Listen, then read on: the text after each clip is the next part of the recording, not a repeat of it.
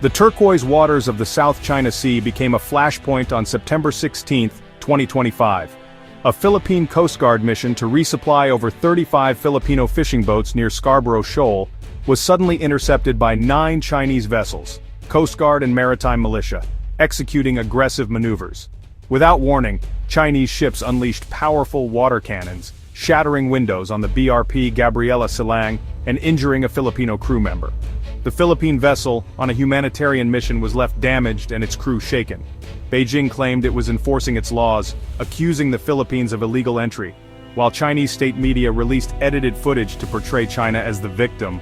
For Manila and much of the world, this was blatant intimidation, an attempt to block the Philippines from its own exclusive economic zone.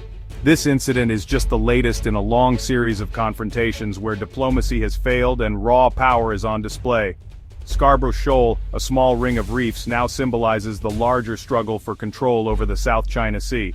The clash pits a global superpower against a determined smaller nation, raising urgent questions. Should the Philippines compromise for peace or stand firm to defend its rights, whatever the cost? The shattered glass and injured crew are stark reminders of the stakes. The world is watching as the Philippines faces a defining test of sovereignty. Amid rising tensions, some in Manila advocate for cooperation with China. They envision joint development, Filipino and Chinese companies extracting oil and gas together, unlocking wealth for infrastructure, education, and poverty reduction. Supporters argue this path means prosperity over conflict, redirecting resources from defense to national progress. Sharing resources could de-escalate tensions, foster peace, and attract Chinese investment, benefiting ordinary Filipinos. ASEAN's tradition of dialogue supports this approach, suggesting a bilateral deal could inspire broader regional settlements.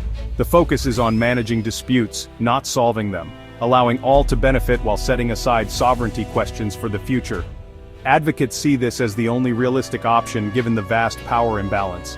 Why risk unwinnable conflict for pride, they ask, when compromise could secure tangible gains? For them, sharing the sea's wealth is a strategic choice for the nation's future.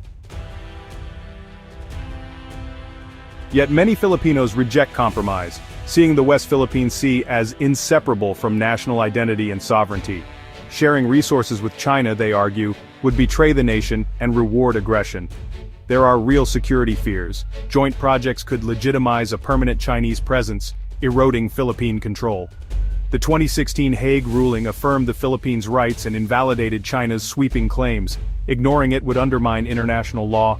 Defending the sea is about upholding global rules and honoring those who risk their lives at the front lines. For these Filipinos, true independence means standing firm, even against a stronger adversary. They believe the nation's dignity and long-term security outweigh any short-term economic benefit. Backing down, they warn, would dishonor the courage of sailors and fishermen. The fight is not just for territory, but for the soul of the nation. Beyond politics, the conflict's human cost is borne by Filipino fishermen like Roberto Bobby Cruz.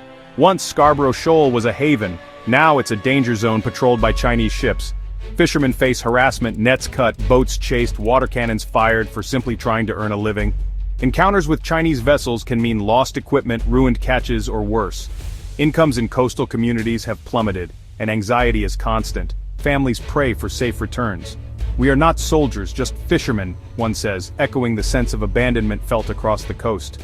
China's plan to declare Scarborough Shoal a nature reserve has deepened fears of permanent exclusion. Fishermen worry about fines, jail, and the loss of their way of life. For them, this is not about geopolitics, it's a daily struggle for survival and dignity. Their voices remind us, the South China Sea dispute is not abstract. It's a fight for the right to work, to feed families, and to live without fear. The world's attention may come and go, but for these communities, the crisis is unending. Their resilience is a testament to the stakes of this conflict.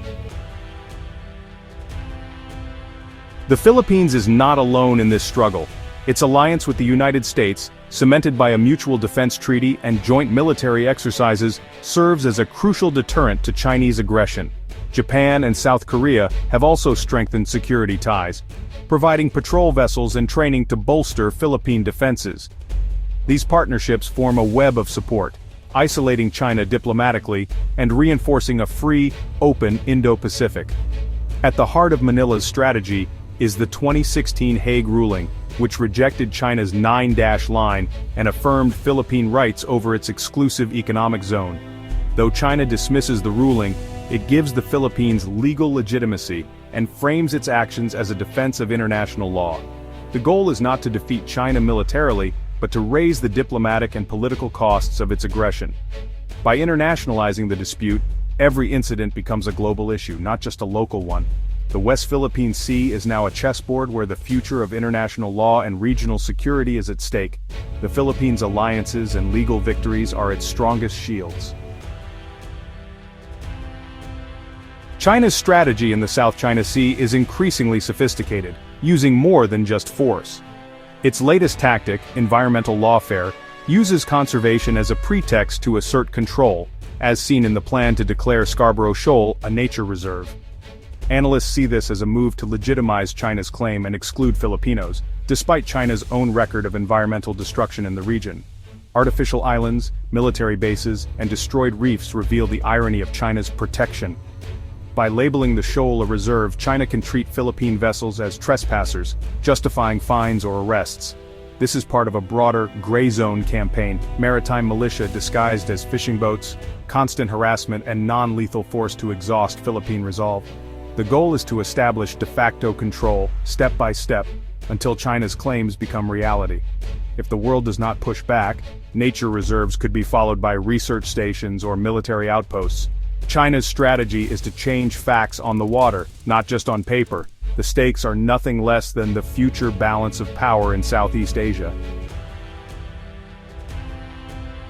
The Philippines stands at a crossroads, its choices shaping generations to come.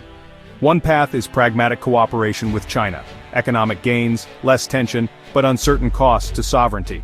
The other is steadfast resistance, defending rights and dignity but risking escalation and economic strain. Each option carries risks. Compromise could mean slow surrender. Defiance could mean endless conflict. Policymakers must weigh immediate needs against enduring principles. Can alliances and international law deter China, or will the Philippines face more dangerous confrontations? The nation's future, and the region's stability, depend on the answers. The Philippines must navigate these treacherous waters with wisdom, courage, and a clear vision for its destiny.